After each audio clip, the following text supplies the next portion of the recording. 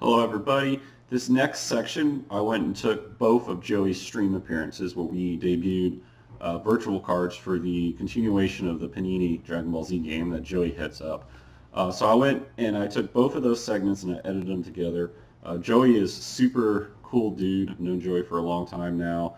Met him as a player, and then he remained friends with him through my time in Score, and then we became really good friends after Score through the retro stuff. He was one of the first people to really come and get behind what we were doing with retro, and now I'm there to return the favor and really get behind what he is doing with FanZ. I will post a link to the Dead Zone website below, which is where all the FanZ information lives. It's also the second half of this, we talk a little bit about Joey's kind of back history and history with card games. He's one of the best card game players I've ever met in my entire life, and it's just real interesting and fun to talk to him. So if everybody will do me a favor, like the video, subscribe to the channel. It helps spread awareness for what we're doing here. So everybody, hope you enjoy. A very good friend of, I think, of all the retro guys and people that I traveled with over the years from gaming, who unfortunately lost his battle with depression, suicide, and all that. So it's titled that. The way you sign up is just by donating any amount of money to the charity that everyone's running here in Heinrich to HBO. You can go to the links on the Dead Zone website for FanZ, or you can go to the links that Garrett and Josh have provided in Retro. You'll be able to do the donations there. There's a shirt involved too. If you want to buy the shirt as a form of donation, that'll work as well. There's a link to that on the FanZ Dead Zone site as well. At the end of all of tonight's streams, Aaron and Garrett and Josh are going to relay to me a list of people that donated and participated in the fundraiser.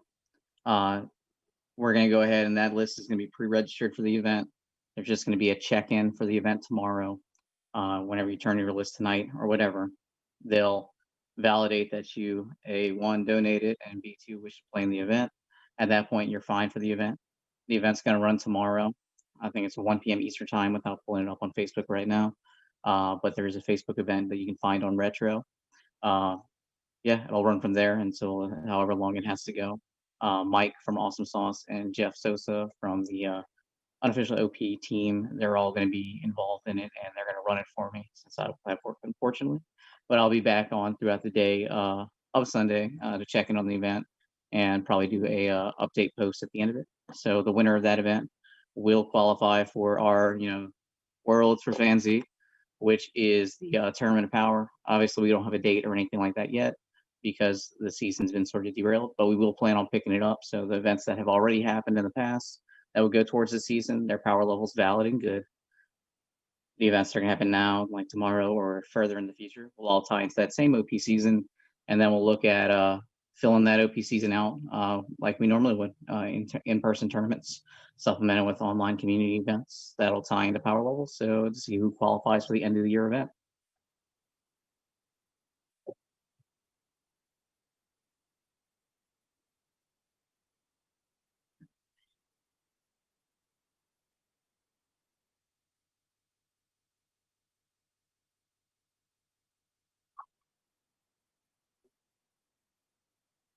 Yeah, sure. So FanZ is an unofficial continuation of the Panini Dragon Ball Z card game. We're lucky enough that multiple of the designers and developers from Panini Z are involved in FanZ, be it me, my brother, Nick, and Joel Glasser are all involved in it. Everyone else involved in it as far as design, testing, things like that goes.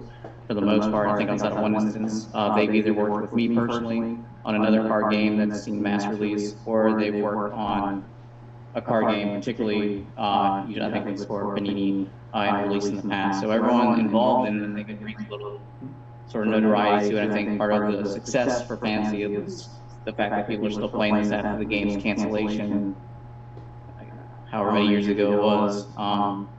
Is that a lot of the similar design elements come towards it, obviously without any sort of restrictions. We've been able to embellish on it a little, adding a trait system or something I thought that was lacking from the game, that Reezy had.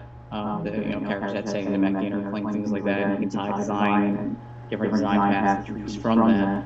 And actually, the guy that did the images for the traits on the cards, Brian is another victim of suicide and depression, but Brian Casadori, Fame Beast, did posters and play mats and the trait images and things like that for us in the past. So yeah, it's yeah.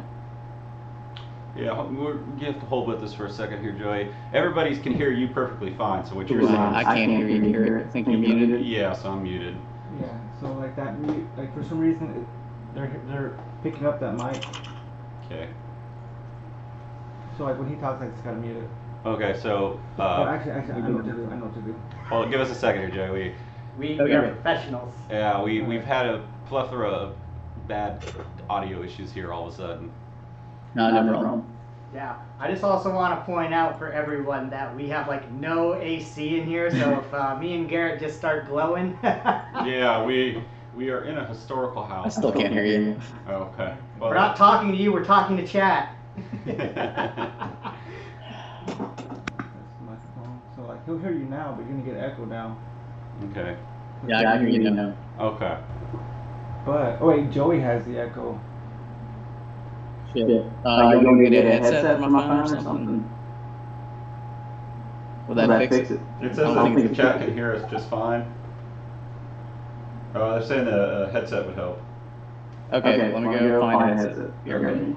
Alright, Keep talking and let me know how that sounds real quick. Like go ahead and go from the other room and just talk. Alright, it's the Josh Show. Awesome.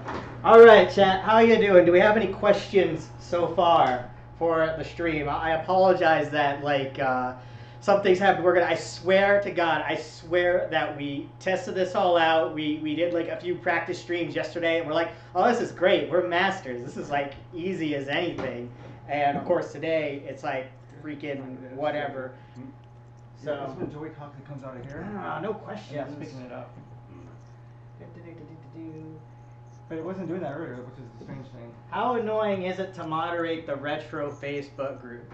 Oh boy. Alright. Can y'all hear me better now, or there's no feedback? Just keep talking and Garrett's checking it out. Yeah, I could hear you. Garrett's checking it out. So yeah, moderating the Facebook group. So if you do absolutely nothing, then people complain. If you touch someone, you're suddenly like, oh my God, you edited us, you censored us. It's very hard to find a middle road for it. I try to keep it a real safe space for all of us. That's why when someone posts like, I'm buying, I'm selling, as soon as someone sees a post like that, you get like 5, 6, 7 more of those posts, and no one wants to go through all of the buying, selling posts to get to actual content. So people who do that out automatically. Other than that, just be nice, be kind to everyone. We're a Dragon Ball Z website. We want everyone to have fun and play with it. So, as long as you're cool with everyone, then we have. The mic when he talks. I'll fix it. Are we? Yeah, y'all can hear me okay? Mm-hmm. Be nice, everyone. That's all I'm saying. Be nice. Okay, Joey, let's go ahead and look at the first of the preview cards, because he has some preview cards for us. Give us a second to pull those up. Yeah, absolutely. Yeah, let's add a fourth screen. What could go wrong? That'd be fine. So that's actually gonna be, yeah. They see that right now. Yeah. So Joey, you have Malefic Energy Shield up on the screen. If you want to let everybody know what is going on with Malefic Energy Shield. Sure, so Malefic Energy Shield is one of the 2 ultra rares from the set. We stuck with rarities, even though obviously it's a virtual card game. Plays into it. People seem to really like the rarity system, and we sort of try to still base type of card with power structure to its rarity. So Malefic Energy Shield is one of those. It is a energy block with 2 endurance. However, the immediate effect on it allows you to banish a card from your hand. So this is just a profile for a styled block card, or a styled card that can stop an attack. specifically an energy attack, and place it in your hand. It also, much like Villainous Energy Sphere, will mill them a card, and it is banished after use. You'll notice that it is villains only. Hint, hint, the other alter is probably heroes only. And yeah, it'll tie into any villain characters, and then obviously Android 16 for the 1 to 2, 3 people that trumpet his flag. They're gonna have the ability to run this as well. Awesome. So let's go ahead and take a look at the other one real quick. And these are going to be available on the Dead Zone website, I'm assuming? Correct. Yeah, we'll do a post in the following days displaying all the cards that are previewed here.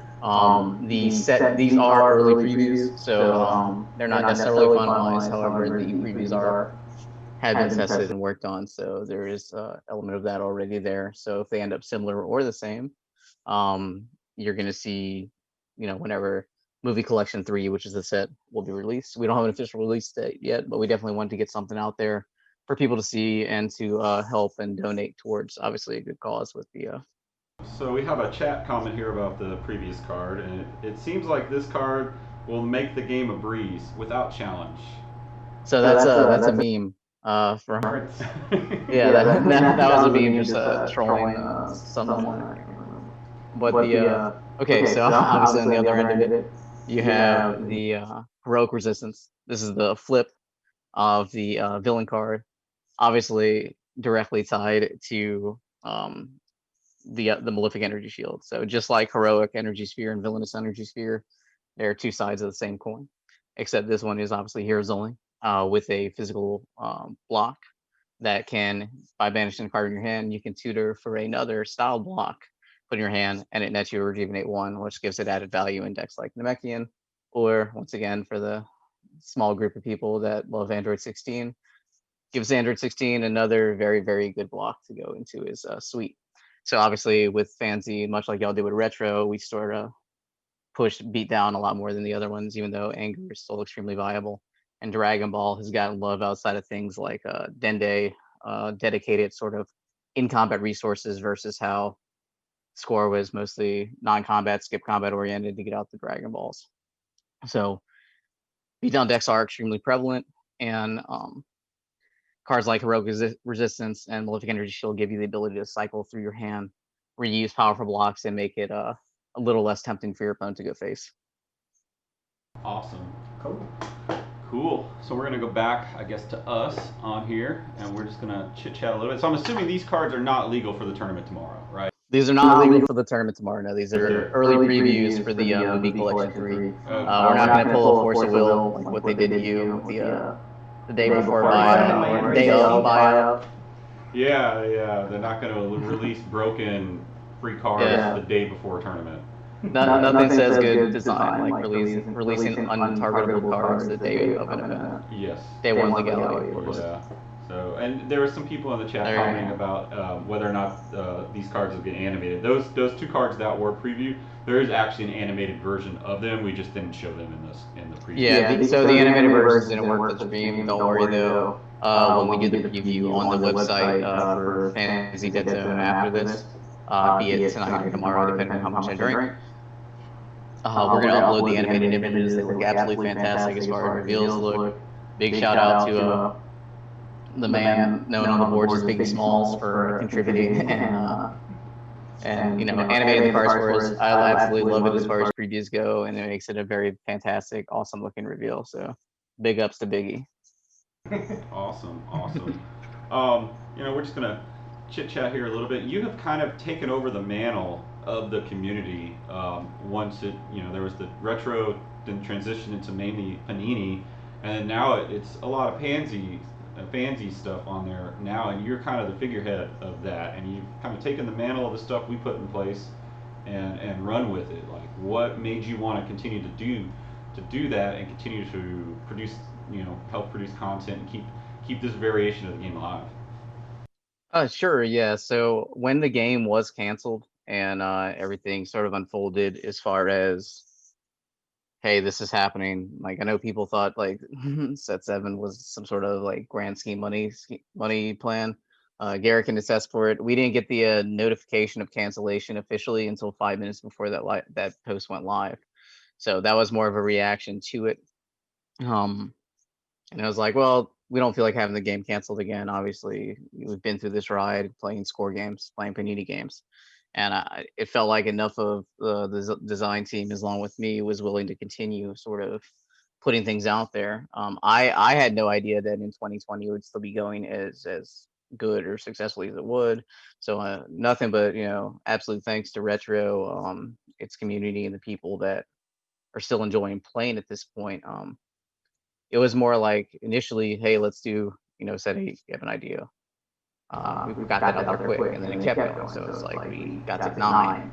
My personal favorite set, and the one I feel the most sort of love and development for, was 10, which was our first set that included masteries, included a giant suite of personalities.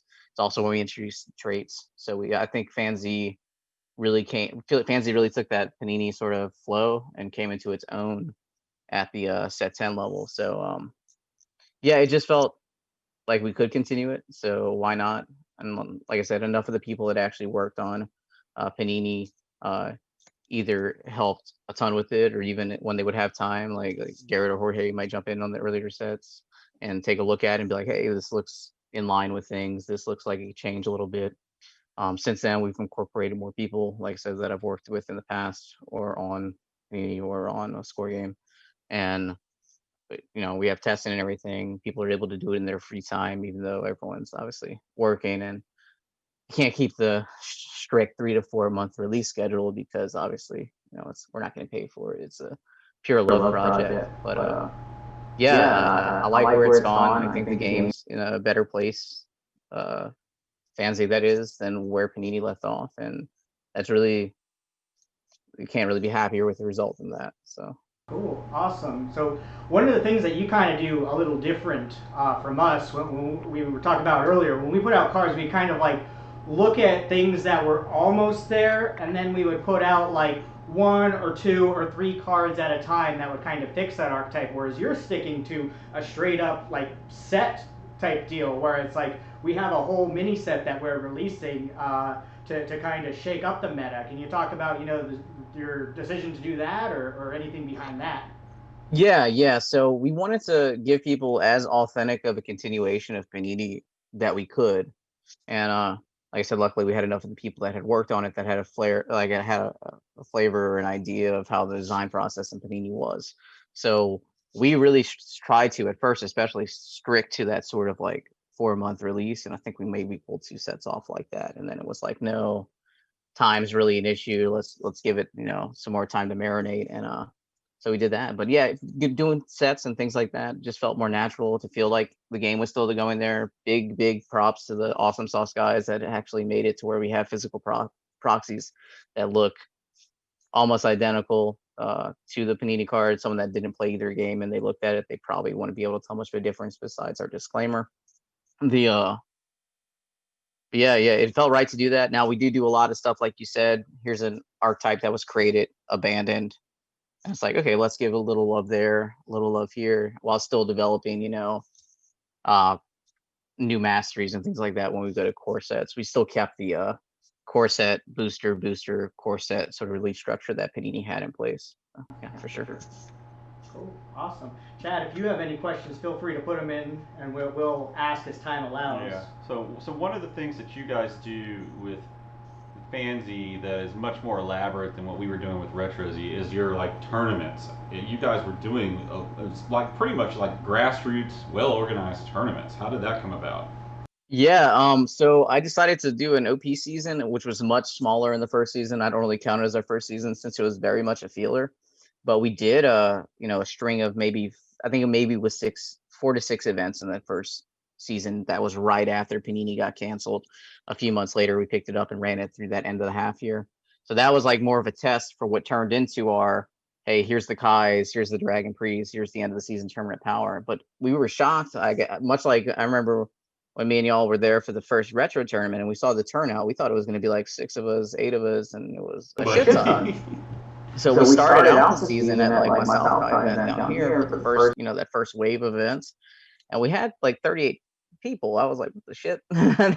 I didn't expect this at all. And then you look at the turnouts from the other events, and it was like, hey, our low end events like 16 people, and we're still having events where we're pulling 30 people. Like this is something that people are really enjoying, and our turnouts have remained relatively similar throughout the course of it. You'll see some higher, some lower, but as far as like a median goes, like we're still pulling about the same number. So the fact that all it takes is, maybe a month of me sitting there ironing out times and things with local stores and stores in areas that want to host and stores that have player bases, and we're able to give those events to the community and feel like they're working towards something towards the end of the season for Tournament Power, where they can create a card with this. It's great to be able to contribute to the community in my post time. It's whatever, it works out. Awesome. Well, just going to urge everybody, we'll recap it real quick. If you want to go and sign up for the tournament tomorrow in memory of Fresco, you can go to the Hunter Burton Memorial and provide a donation. It's any amount will work. That's all the entry fee for it. And then hopefully everybody will get a chance to play that in that tournament. So we were going to be back with Joey later on tonight. Let me check my schedule here. At 8:30 with the second batch of previews, and we're going to talk a little bit more about that. And I think then we may dive into maybe some of the old, relive some of the glory days of Joey's player days as one of the best players through the history of Score. Not only was he like a really good Dragon Ball player, but he was very good at all the Score games, which is a testament to his skill as a gamer. So I think we'll go through the previews and then talk some about that later on in the next Joey session on here. So we will see everybody back here at 6 o'clock. We're going to air the interview with Ake, which is very good. And then after that, we're going to have Chippy on here live to talk about Score and GT and kind of all that stuff. So we'll see everybody back here soon. Cool.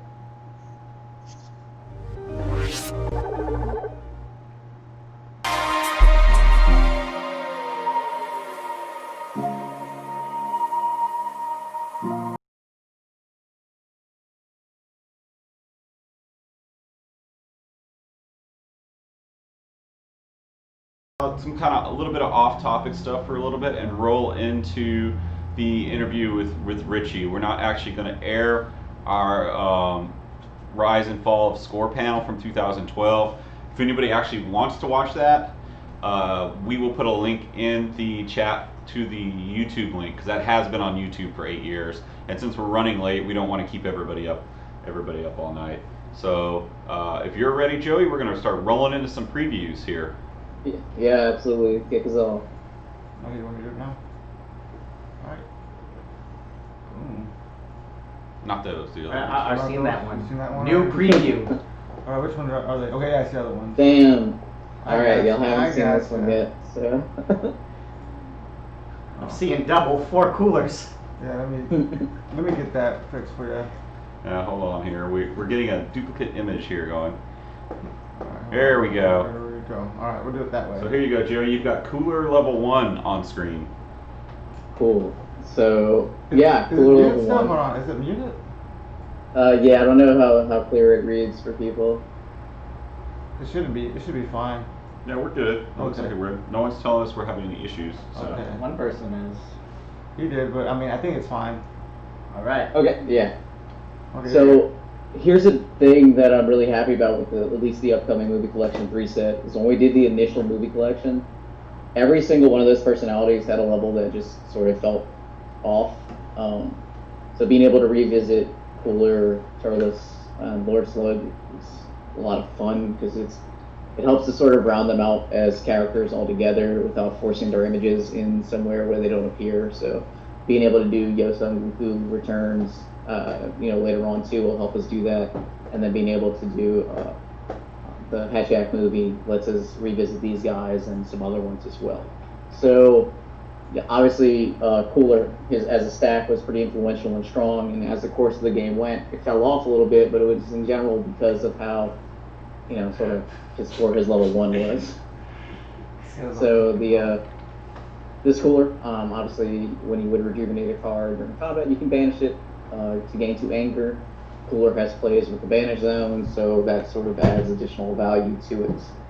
He also has a built-in energy attack that will cycle a card from your hand. Obviously, a lot of the styles now have ways to integrate when discarded effects or after you discard effects. These can help, obviously, for whatever your game plan is or for triggering certain actions.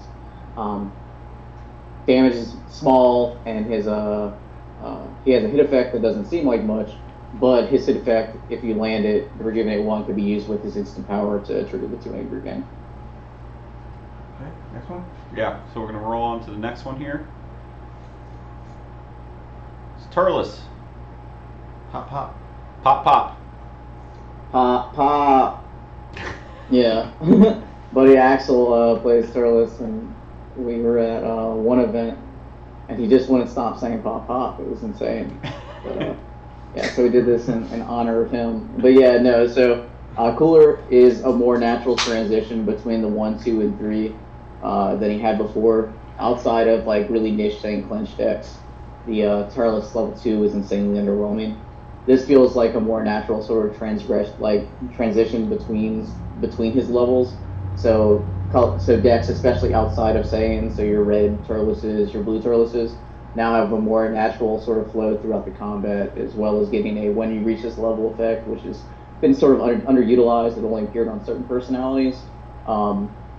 Being used here for a pretty game swingy ability in a crit, either killing an ally or stealing a Dragon Ball to fill your hand more and sort of tee off on somebody. Thanks. All right, we're going to roll into Lord Slug.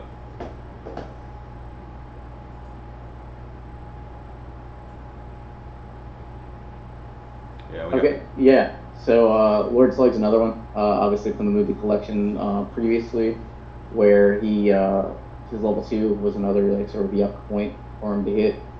With this one though, immediately upon hitting the level, you can shuffle a Dragon Ball and play anything under stack.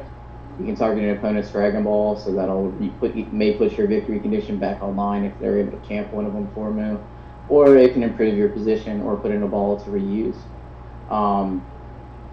He also has, the additional effect for when you rejuvenate to rejuvenate more, and he has an attack that can be even if it hits and doesn't manage to do a ton of damage, or if it hits and the damage is insignificant, it's counted as critical damage regardless, which means you can get a ball cap, or you can get rid of a wall breaker or something along the lines. All right. So that's all the previews here. Kind of to get back onto topic. So here's a photo. We're going to talk about some of the good old retro days here, Joey. so here's a photo Nice. of the old retro crew. I don't know if you remember this Gen Con. I mean, I don't remember many Gen Cons, if I'm being honest. I know I had a good time. I know. I remember taking I can't remember. I think this is a Gen Con where I took a handful of gummy bears that I thought were vodka gummy bears, and then it tasted like earth. Yes, that was one of the key. That was key, yeah, because I felt that for the next 2.5 days. I took one bite and I was like, I can't waste a handful of gummy bears, and I was just like, oh no. And that's before I was an astronaut, so I can still get away with it. Yeah, but that's a lot of the people behind the old virtual cards, retro virtual cards in that picture. The old guard there.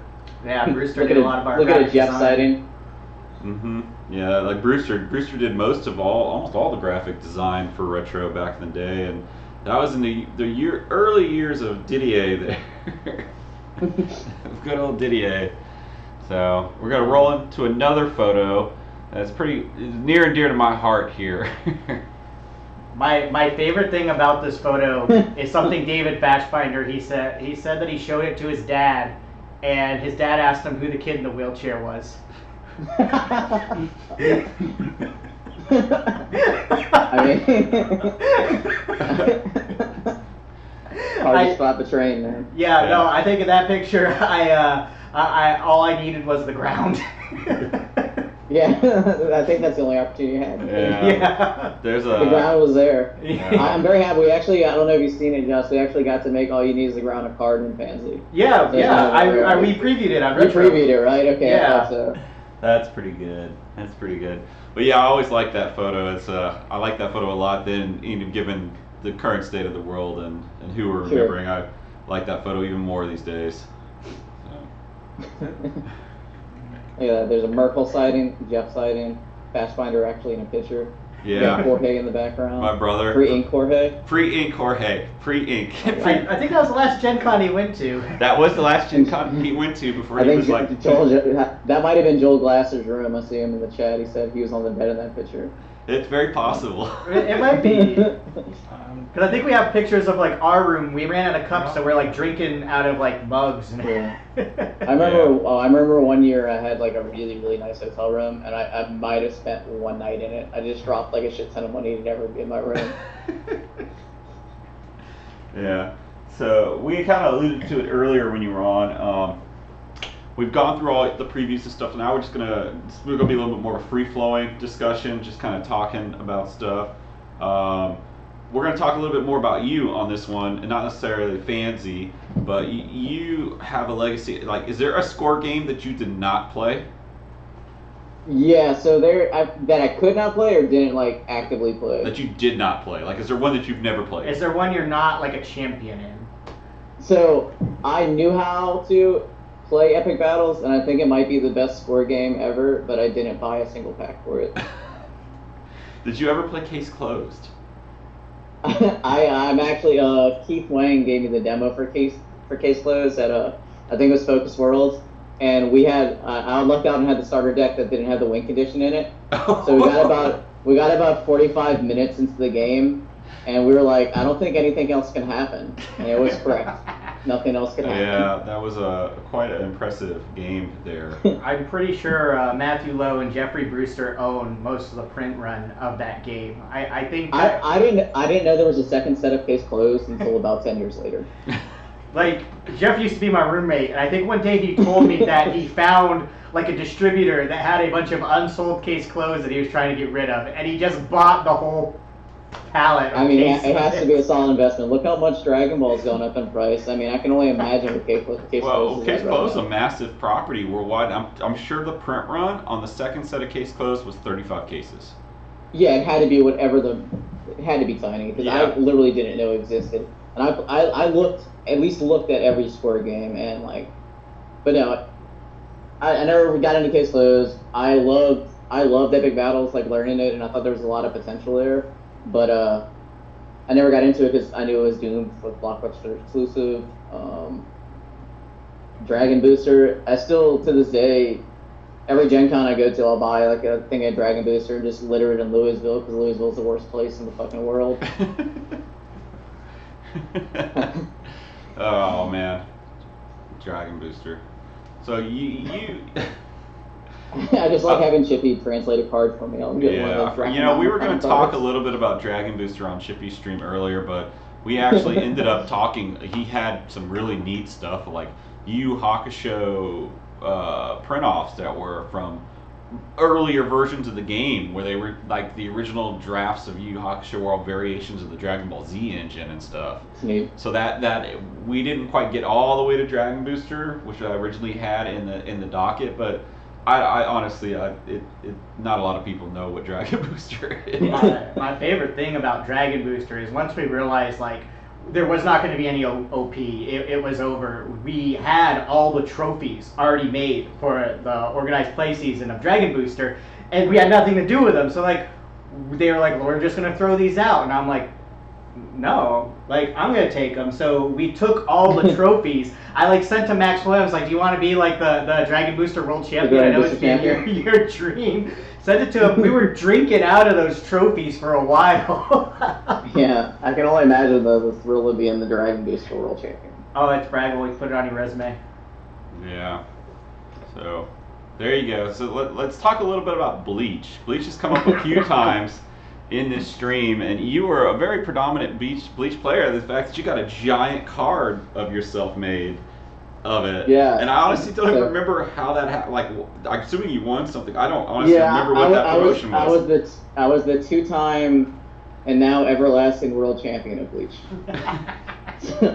I was also the everlasting master of projectiles, which required me to not only scoop a game in top 4, but to count on Sean hitting the lose it in the final so I could be 4th place because Jirobo, the master of projectiles, from the greatest episode of Bleach ever, was the 4th. I think it was like seat 4 of like Squad 7 or something. I was trying to remember what squad he was from. I was just like, I think it's Squad 7. He's the greatest character ever on one of the most meta-defining cards ever printed in Bleach for some reason. And his entire part of the show is to talk about how he's the master of projectiles for 12 to 15 minutes and get one-shotted. A lot of fond memories in Bleach. It was a really, really fun time to be part of. Yeah, I love Bleach. I actually much prefer in general like mana and curve based